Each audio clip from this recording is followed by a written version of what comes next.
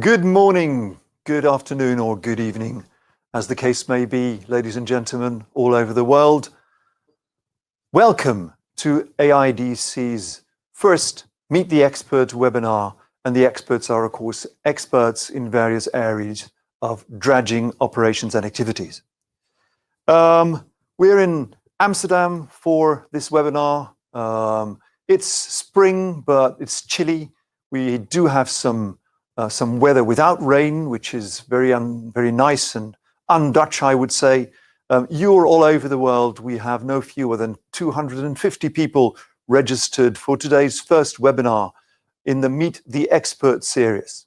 It is a series which is going to be 4 webinars dedicated to 4 different topics. You will find the next dates in due course on the IADC website. We already know that the next appointment will be on 4 May, so we'll be happy for you to join us then as well.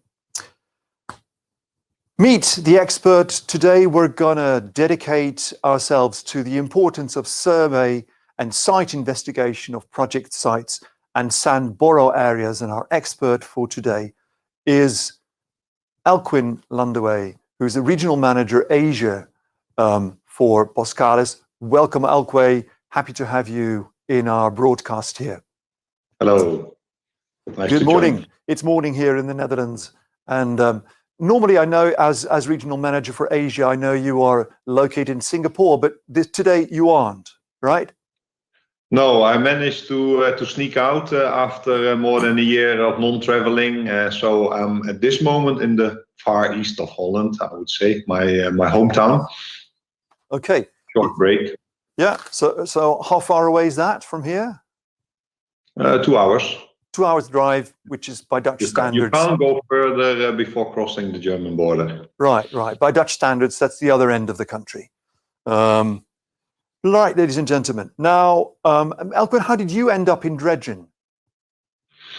Yeah, that's a good question. I was always fascinated by big machinery, water, for example, Smith Salvage in those days when I started my career with the accident of the Herald of Free Enterprise, big machinery on the water.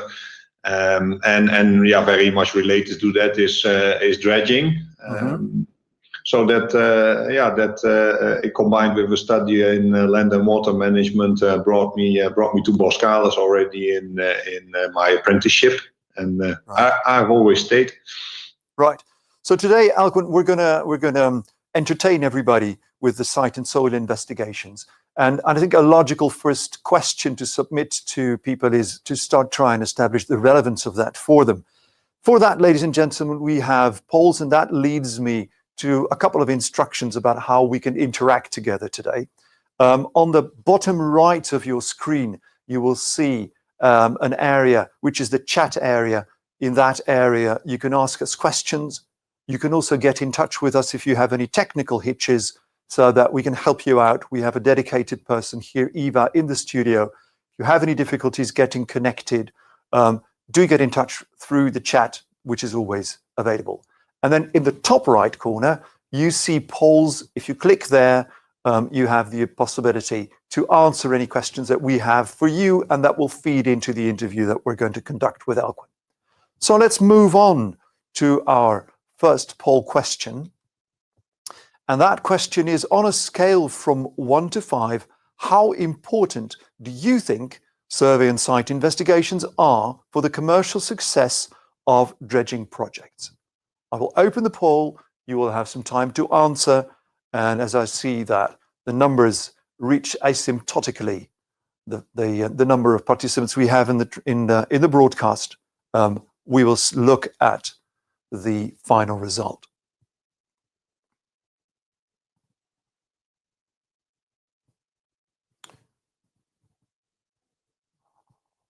So we see very clearly that there is a vast majority of answering this question by using answer E, which is, of course, the most important answer. E is the highest relevance. Right, let's close the poll in 5 seconds. And Alkwin, I'll give you the percentages, and I'll ask you to give your view on that. Okay, I've closed the poll, and no fewer than 76% of people rate the importance at the highest possible level, whereas 13% say that the level of importance is 4, and then there's some low percentages on the lowest levels. Alkwin, what do you make of that? Yeah, very good.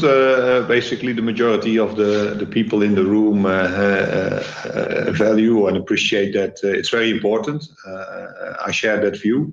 It's critical to the success of a project in terms of risk mitigation, but also in terms of identifying very early how to approach a project, what equipment do you need, how much time do you need, how do you make sure you don't get surprises, and ultimately that drives the cost of a project. So very important, I would say. Yeah, tell me a bit about some of the surprises that you can avoid by doing these investigations.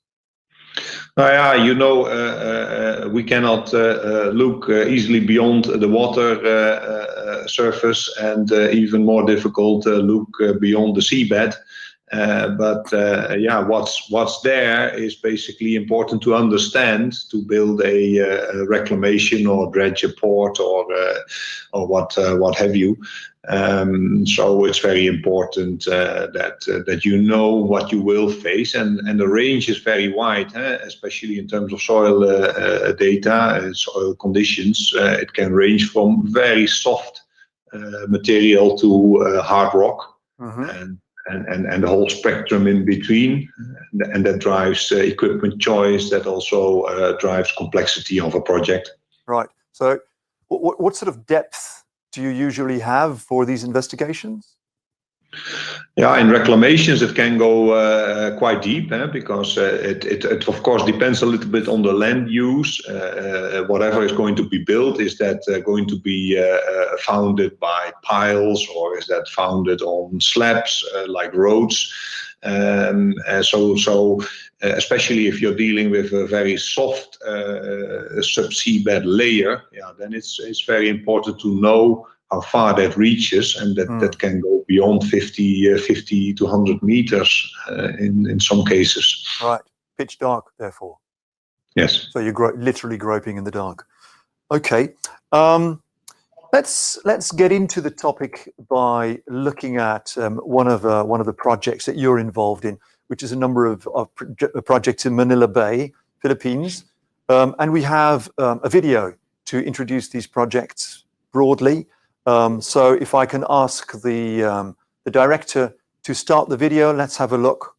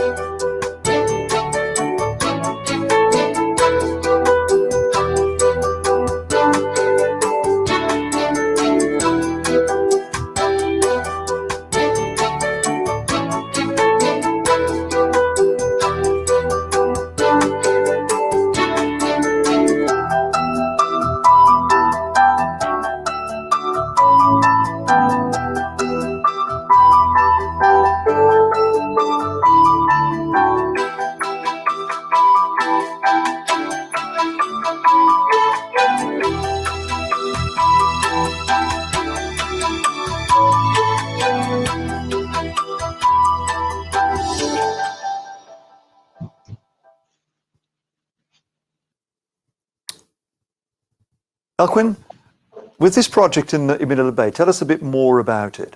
And what have you done in terms of soil and site inspections there? Yeah, this animation we made for a project we tendered for, one of a number of projects with quite some similarity. Yeah, it shows a little bit the steps in the process of construction, and in particular for these projects in Manila Bay, it's quite complex because you're dealing with a reclamation built on soft soil in earthquake area where you also face typhoons. So that's quite a complex combination of boundary conditions. Yeah, and the sheer size of the project requires a vast quantity of sand. So also investigation in borrow areas, identifying the right borrow areas is very critical because you need such a vast quantity of sand of certain high specifications. So yeah, you need to put a lot of effort and attention to that subject of where do you find your quality and your required quantity of sand. Right. So all of that information is, of course, relevant in the execution of the project. How do you define together with clients, more in general, not particularly for this project, but how do you define who takes responsibility for what in this respect? Yeah, there is quite a difference in approach. Fortunately, the clients we have worked with in the Philippines, they have done quite some study themselves prior to launching the tender. Also, consultants were involved in those tenders, and those consultants, they have quite a good idea of what a client should be looking for, what a contractor will be looking for in terms of site data. So these projects came with quite a package of information. However, in general, it's not sufficient for us to build a substantiated offer. Right. So often clients really do something, but you're saying rarely is this enough. So what are some of the additional things that you need to look into before you can get into submitting a serious tender offer? Yeah, you can understand that clients, they don't require for themselves the level of detail we require. Usually they're short for time in the tender process.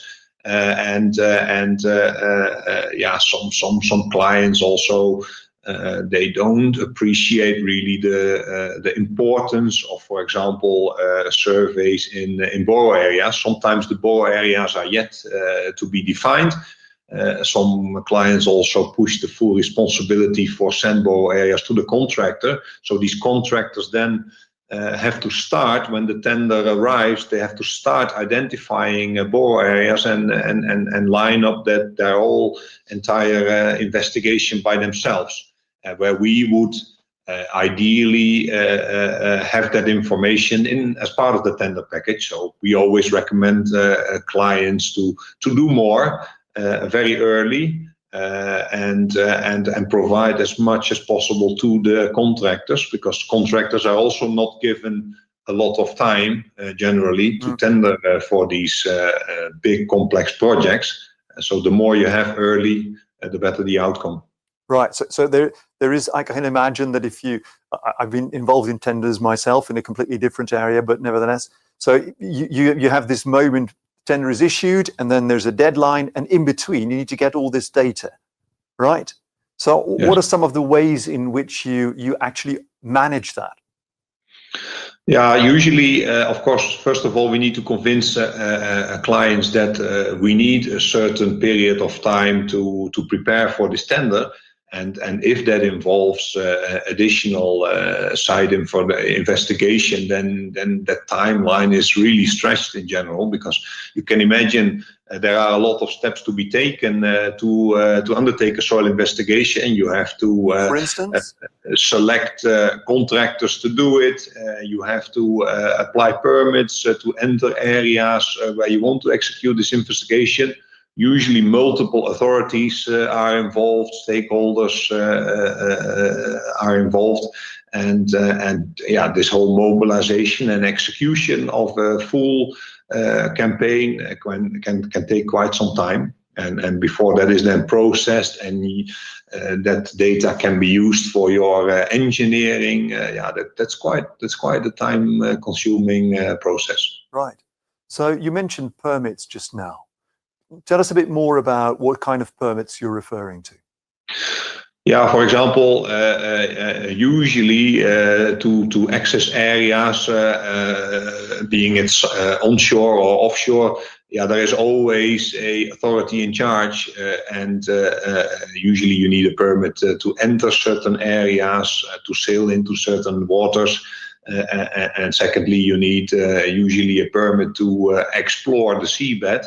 And that can, depending on countries, go quite extensive towards exploration permits for collecting samples, and also sometimes you are close to navigation channels, and there you need to see what is possible. Do you need a platform on spud legs, or can you anchor a pontoon on wires, or do you need a self-propelled vessel? So a lot of things are related to executing the soil investigation, and individual authorities have different requirements. So different countries, it can be very different. Right. It sounds almost as complex as the actual dredging project itself. Yes, that's why again we advise clients to do a lot of things early. Because once the tender falls on our doorstep, usually everybody is short for time. Right. Does it ever happen that you work together with, let's say, colleagues or competitors in the tender? It happens. It's not very regular. We prefer, of course, to deal with clients in joining forces. What we do sometimes to have control over the investigation is say, okay, we execute it, but we want to, and basically you have to pay it. But we're willing to give it as a discount if we are successful in winning this tender. That are ways to basically join forces with an employer. We can do it, and we are pretty good equipped generally to get these things lined up. But we do a lot of tenders, and if we do extensive campaigns for each and every tender at our own expense, your success rating on projects is not that high that you can afford extensive investigations for each and every tender. Right. What is the sort of the average length of time for the investigations, or maybe you can give us a minimum and a maximum of what you've experienced so far? We can distinguish there between surveys, bathymetric surveys, and then surveys that you can do in lines or in grids with self-propelled vessels. Those surveys can be done in a couple of weeks. If you really stand on the seabed and you have to dig boreholes into the ground, that is usually quite extensive, and before you then have the final data set in your hand, it can take months. And you need the final data set in order to then do all of the calculations, I suppose, that you need for issuing the tender. Ideally, yes. And if you don't have it, that translates into risk, and right. It's of course easy for an employer to say, well, the risk is with the contractor for everything, but that translates into cost based on our risk assessment, and you preferably offer a very sharp, aggressive, competitive tender. But if you know very little of what you are going to be facing, then it's very difficult to be aggressive. Right. And then you need to step up the price in order to factor that in, I suppose.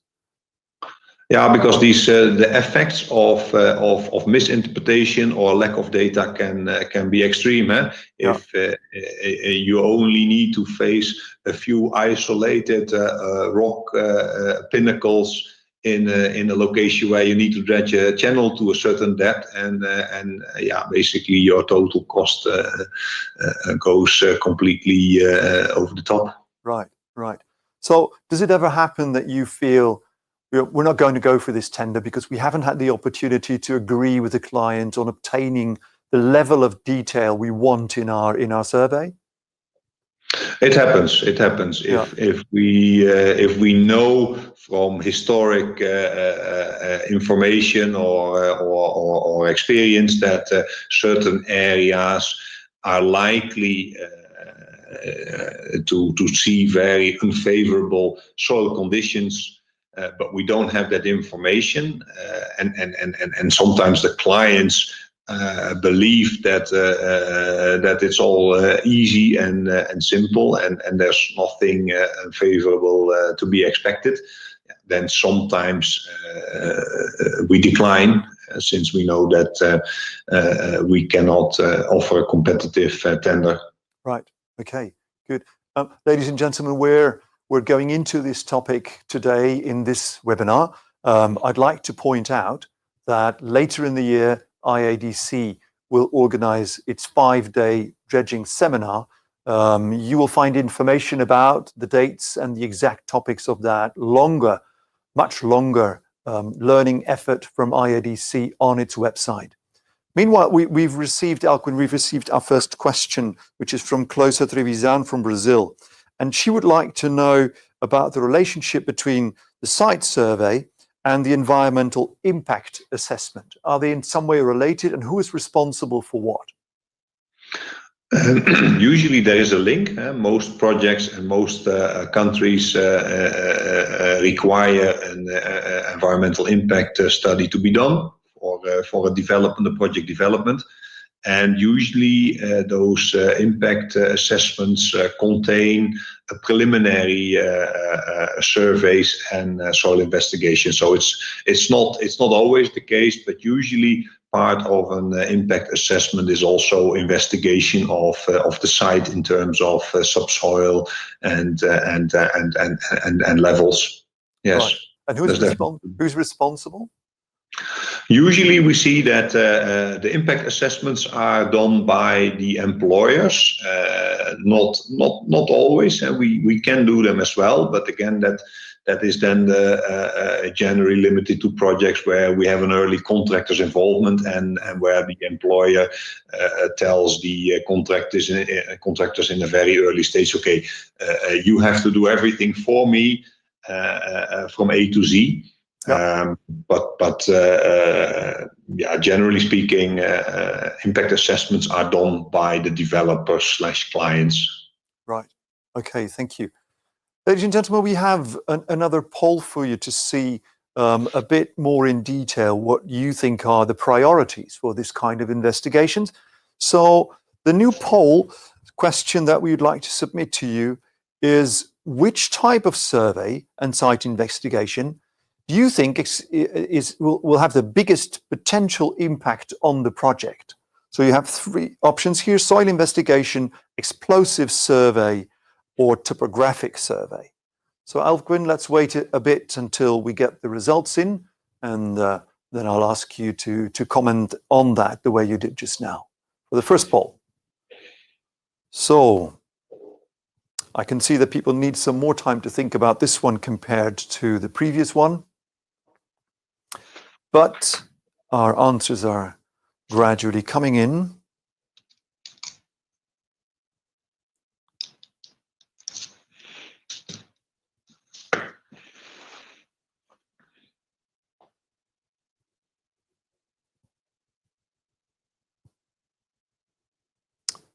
Yeah, still some people responding, but okay. So Alkwin, the outcome is roughly, and that 80% of the participants say that A is the most important one, which is soil investigation. 6% think explosives is the most important one, and 13% say that it's the topographic survey. So is that in line with what you would expect, and is that in line with your own priorities? Yeah, that's interesting. I think nobody's wrong here because it's not mathematics we're dealing with, and project specifics can really be different. There are projects, I've experienced one project where, for example, presence or the unfamiliarity with presence of explosive turned the whole project upside down. So there are instances where, for example, presence of explosives can really have a major impact.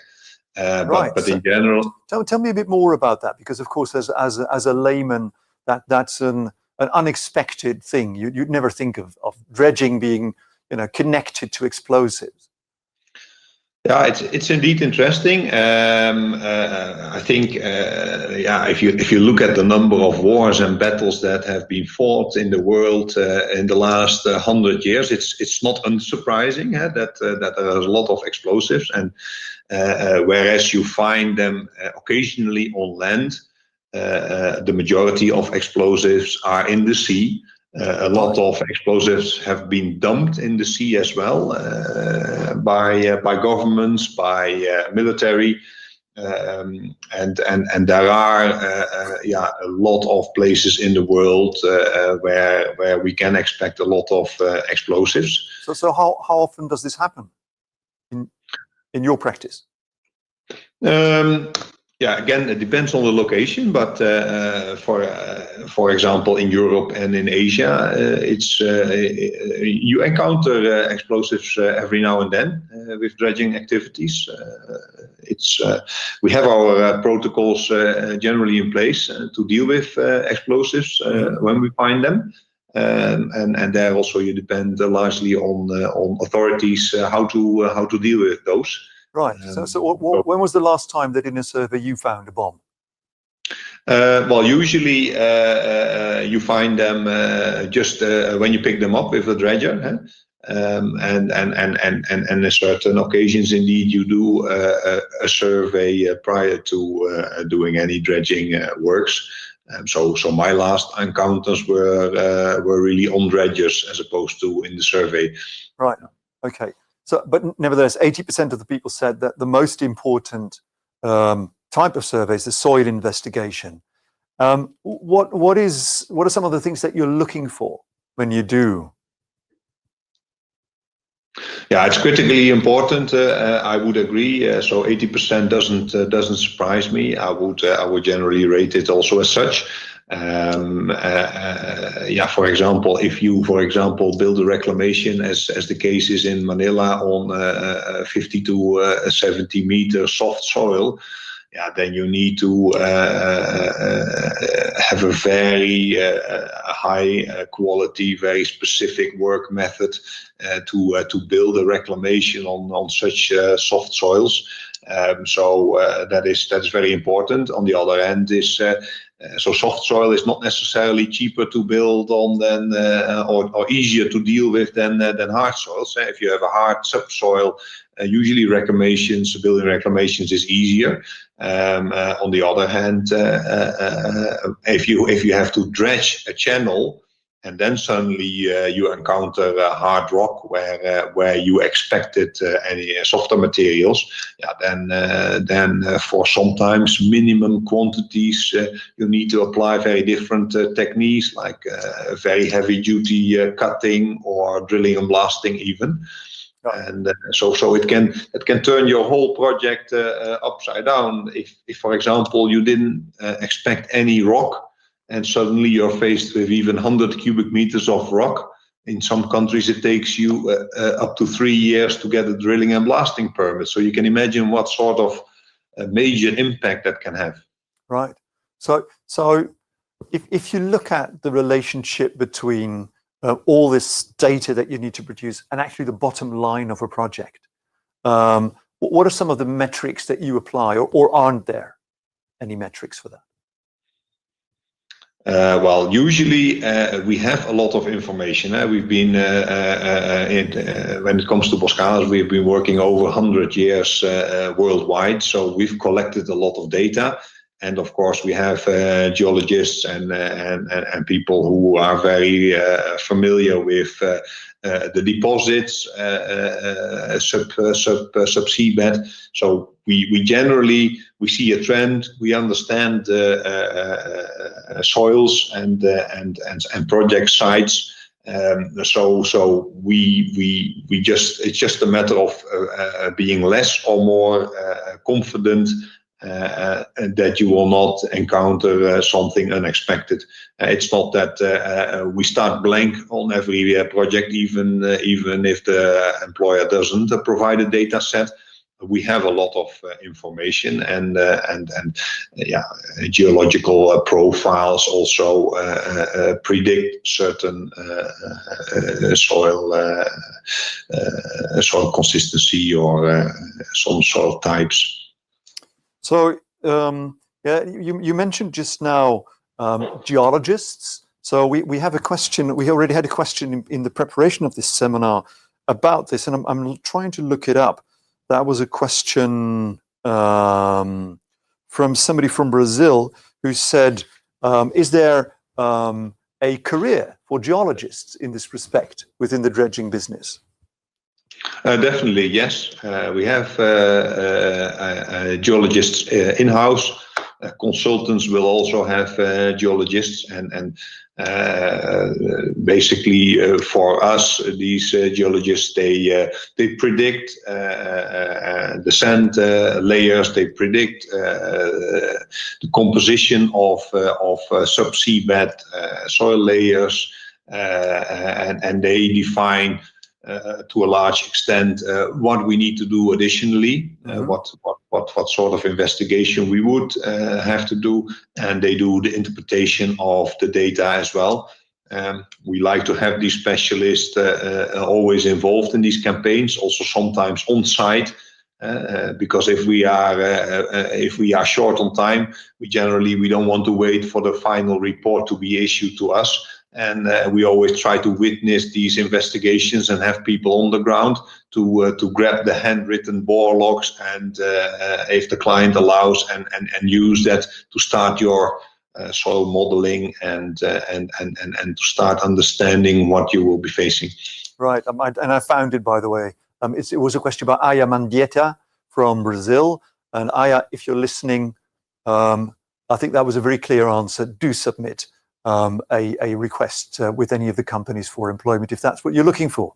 Right, now suppose you've done the survey at the start, you've agreed with the client, you've found a way of breaking the costs down between yourselves and them. Now suppose that you start working and you find a surprise. Okay, like you mentioned, maybe all of a sudden you find in your Sandboro area, you find big areas of rock. How do you deal with this? It very much depends on the type of contract you've signed up to. We have full design and construct lump sum contracts where all the responsibility is with us after we signed. And we have contracts where the risk is shared with the employer, simply because we didn't have the data early enough, or because the risk is too heavy and we can't accept it in full. So that will really, the contract will ultimately drive how you deal with certain unforeseen conditions, and sometimes really you take a hit. Sometimes the real site situation works out in your favor, and sometimes you take a real financial hit, especially if, for example, the soil characteristics you encounter will dictate different methods, different equipment, more time involved. Usually these contracts have penalties on late completion. So a whole spectrum of consequences as a result of differing soil conditions. Right. And if there is a shared responsibility and you have to share the cost of extra surveys with your client, what sort of figures are we talking about? Could you give us a ballpark figure of what the cost is of this kind of investigation? Yeah, of course, the investigations are a fraction of the impact it has if things turn really different. The surveys in terms of determining levels below the water and on land, yeah, you can do surveys for tens of thousands of euros or dollars.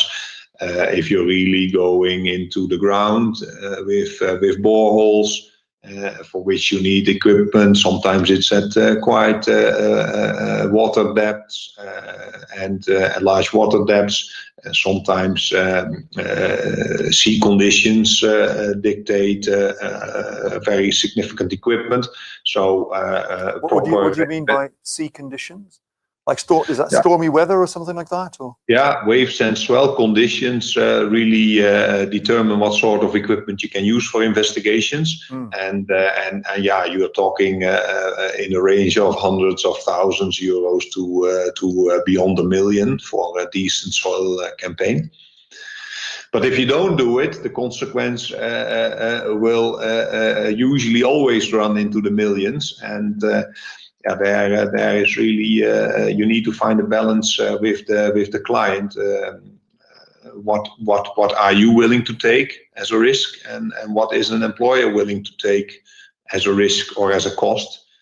We have found on certain projects good compromises whereby, for example, the client says, "Well, I understand the data is not complete, and you will get your own investigation too late. So in terms of soil conditions, we accept, for example, the first 5 or 10% in terms of cost impact, we accept as an employer, and beyond there, it becomes your risk."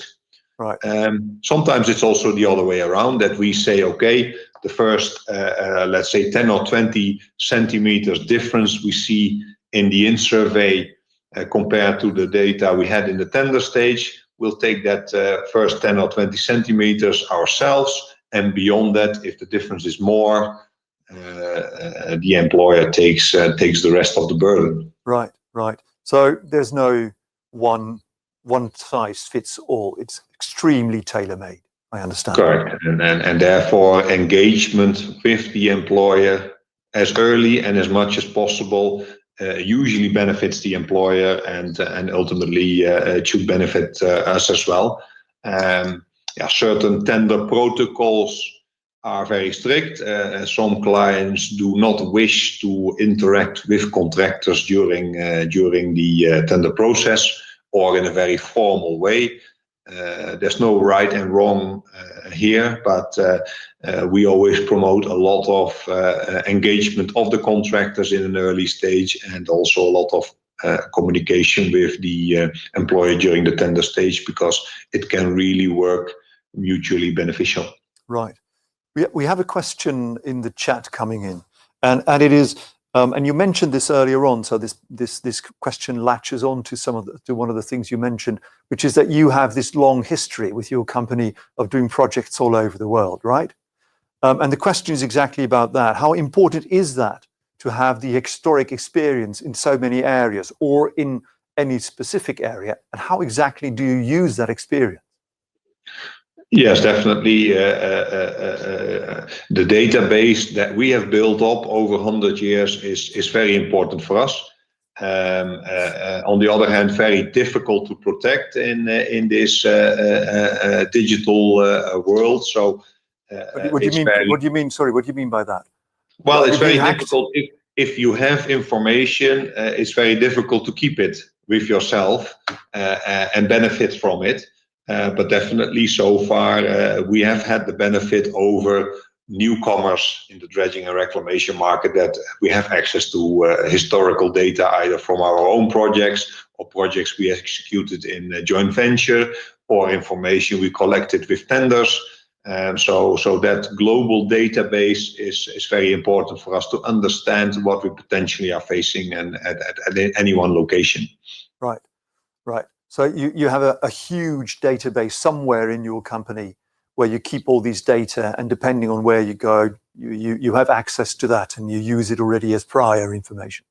Yes, correct. Right, okay, good. Another question that came in just now from a person called MJ, which it could be me, because that would be my initials as well, Michiel Jacob. It wasn't me. But what specific type of survey equipment or vessels do you use when you conduct bathymetric surveys? Yeah, for bathymetric surveys, basically those are relatively simple surveys. There, the choice of equipment in terms of vessels really depends on the sea conditions. Do you have to go out very far offshore, or are you in a sheltered area where you execute these surveys, so time of the year? What you also have to bear in mind that some areas are not close to a location where you can board a vessel. We have had executed surveys in areas where it's 3 hours sailing to the area of investigation. And if you then have a small vessel with no accommodation to stay on board, your effective day becomes relatively short. So that's just a consideration for bathymetric survey in terms of the equipment to do the survey, the echo sounders. You can do multi-beam surveys. You can do single beam surveys. With multi-beam, you cover basically the entire footprint of your area of investigation. If you do that properly, you can see every irregularity on the seabed. And those kind of surveys are also, for example, used to find wrecks, shipwrecks, airplane wrecks. And if the area is too big, or you don't need these very high sophisticated equipment, then you can resort to single line surveys, whereby what is a single line survey? You sail a line and you cover then not the whole footprint, but you collect the data of lines. So if you do that, you have to sail in a grid, longitudinal and cross lines, and then those lines together will give you an indication of how this or how the seabed is located, what the irregularities are, and what the differences are in levels. Mm-hmm. So somewhat similar in a way, but referring to a different kind of area. We already had a question that we received from DP Singh, and that is there any difference in surveys for marine or estuarine areas? If the question aims at, for example, river mouths, shallower areas, as opposed to really offshore, it's really indeed the water depth and the sea conditions that determine the type of vessel you need. Mm-hmm. If you have bow areas 10-20 miles offshore, then sometimes you need quite significant vessels, sometimes supply vessels to execute these surveys.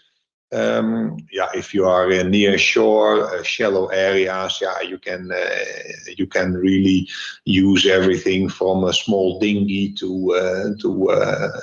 small passenger craft, small survey vessels with half a meter to a meter draft. So really, sea conditions, waves and swell, and water depth determine then largely the selection of equipment. Right. So I'm understanding you correctly. It's not so much what's actually going to be investigated in the soil. It's the conditions and the depth that determine your choice of vessel. Yeah, this is really when it comes to bathymetric survey. If you, of course, want to do a subsea bed investigation, then the type of soil you are expecting will determine what sort of investigation you execute. Sometimes if you are in a very vast sand borrow area, then you can resort to vibrocores, because with vibrocores you can cover very quickly at low cost areas and layers of 5-6 meters, and that is sometimes sufficient to have enough information of the sand quantity that you need for a project. If, for example, you expect very soft layers at your reclamation site, then sometimes you really need to place very deep boreholes to find your hard layer on which you can build your foundation of the reclamation and foundation of your buildings as it applies.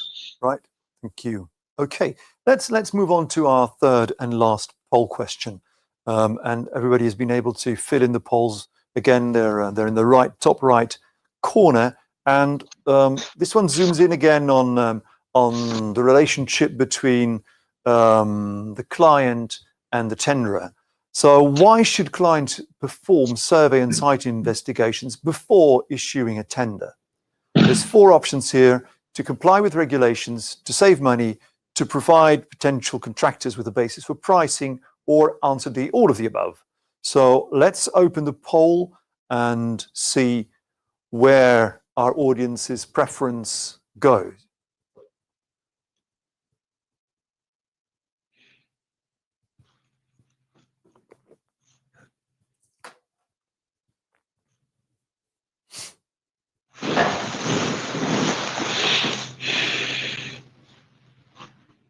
So the answers are coming in. That's a good level. Over 70 people have already answered.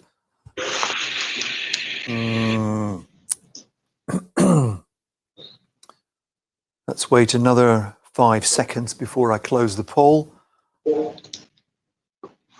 And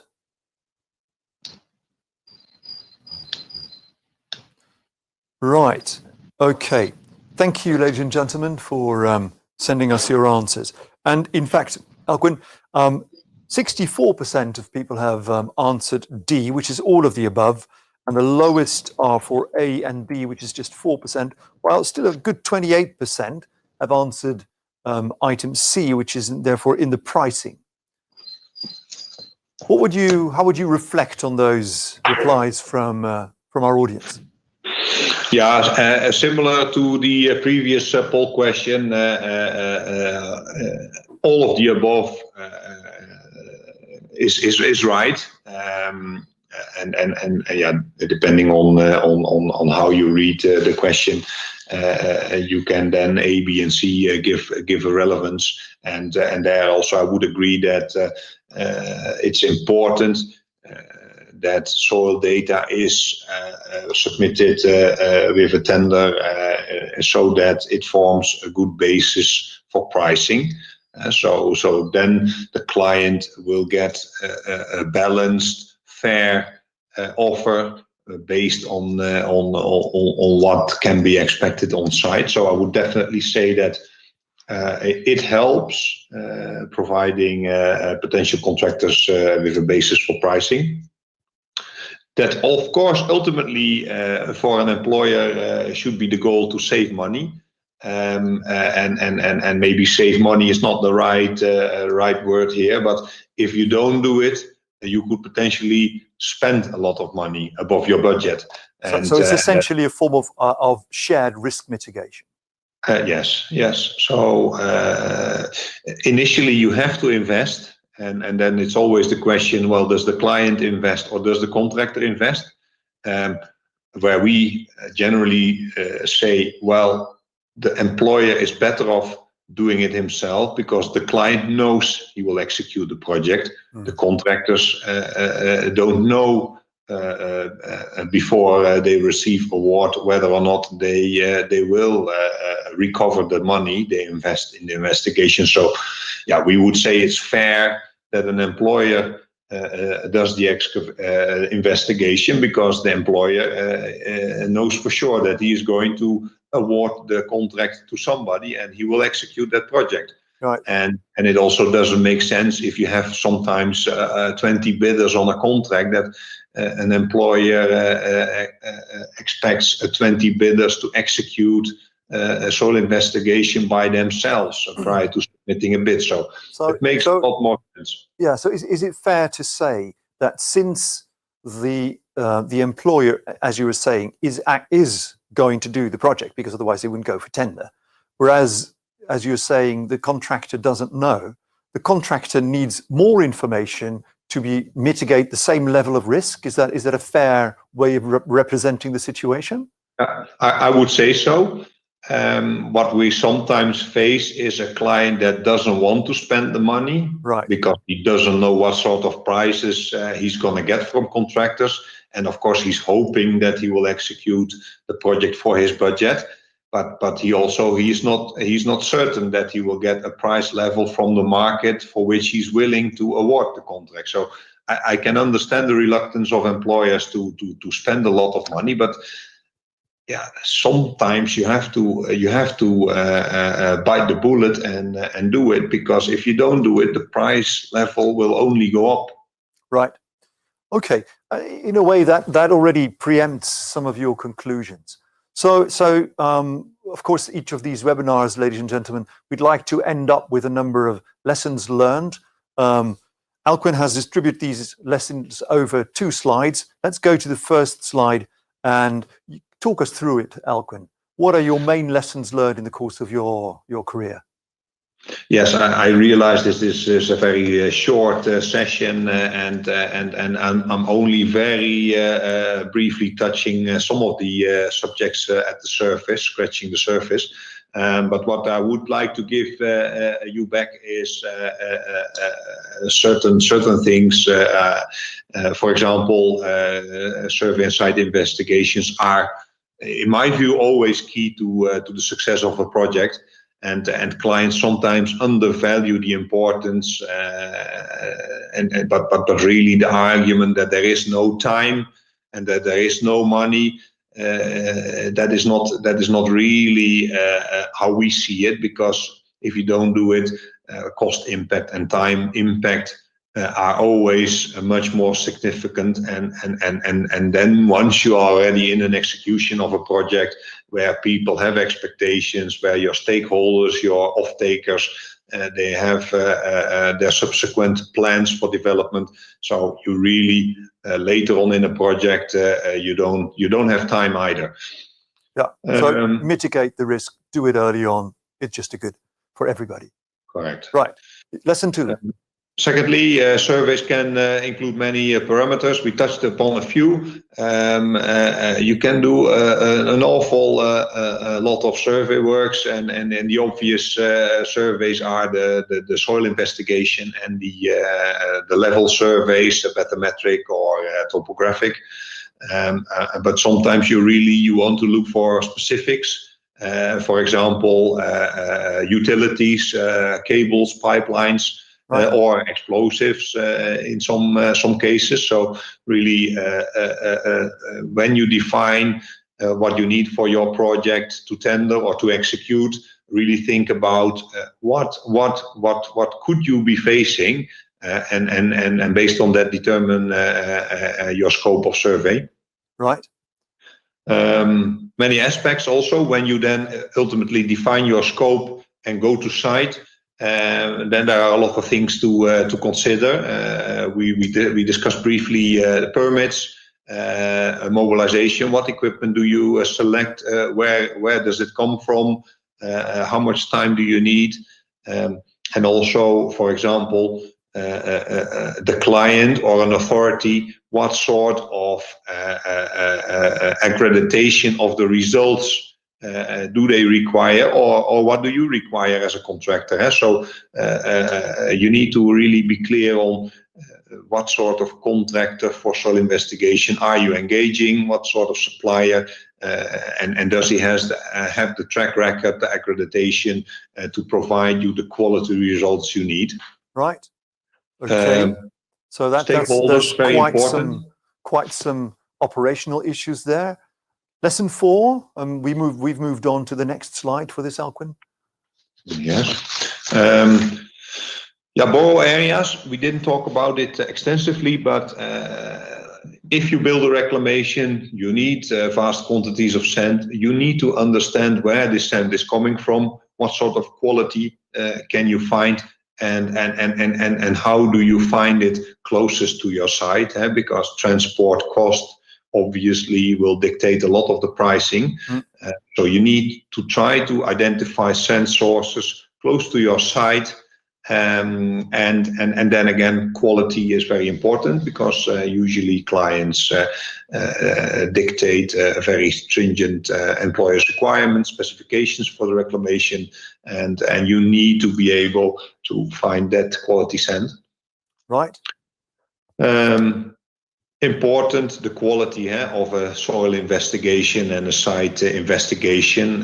So we recommend that you select reputable companies, consultancies to supervise the tender, but also to execute your investigations. Some clients have in-house engineering departments, but a lot of clients, they don't have the capability of detailing a full tender package and determining what sort of investigation should be part of the tender package. Right. Therefore, we advise that consultants are engaged. Yeah, that makes sense. You can't have all the knowledge in-house. Yeah, for a contractor, it's of course important to decide. Okay, is it worth the investment to do extra investigation, even if I have to bear the cost? So outweigh the cost of that additional investigation against the risk that you have if you don't do it. Right. And the last one, I combined it with bullet number 5. If you do investigation and laboratory testing, try to do it with companies that are reputable. It's not in a single case that we have received reports whereby it very much appeared that all the 30 boreholes were so similar that probably only one borehole was done for the entire site, and the rest was prepared behind the desk. And we have even received some sand samples which contain grass, and then it was apparently from an offshore sensor. So sometimes it's very obvious. There are a lot of small local players in the market that offer these services, but don't understand that what they are doing can have major consequences for us as contractors. Yeah. So the key word here is reputable. Right. Ladies and gentlemen, we've come to the end of this particular webinar. Let me tell you a couple more things. As I said at the start, this is 1 in 4. The series Meet the Experts is going to be 4 webinars. The next one, as I said, is going to be on 4 May. In addition, I also already mentioned IADC's 5-day dredging seminar, which will be held later this year. Keep tuned in to IADC's website for further information about that, considering the uncertain circumstances we are facing today. The dates haven't been fixed yet, but this seminar will be held by IADC. I'd like to thank Alkwin Landewee of Boskalis for sharing his extensive knowledge with us today. Alkwin, it's really sad we can't do an applause from many people from all over the world for you, but I'll applaud for you. And ladies and gentlemen, before leaving off, we'd like to point out to you that you can get further information by clicking on any of these 3 buttons that you will see on your screen now. And at the end of this at the end of this webinar, there's going to be a survey, which of course feeds into the appreciation that you have for the information that we present to you from IADC. So please take just a couple of seconds to fill that out. Thank you for having joined us this morning from wherever you were in the world. Again, thank you, Alkwin Landewee, for being with us this morning from your holiday destination here in the Netherlands. My name is Mike van der Vijver. I work with IADC as a contractor myself, and I don't need to do a site survey with them because we know what we're talking about, even without checking the soil.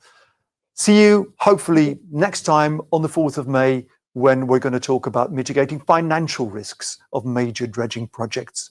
Thank you for today, and see you soon again. Thanks, everyone. I hope it was useful. Very short, but thanks. I hope you enjoyed. Great. Thank you, Alkwin.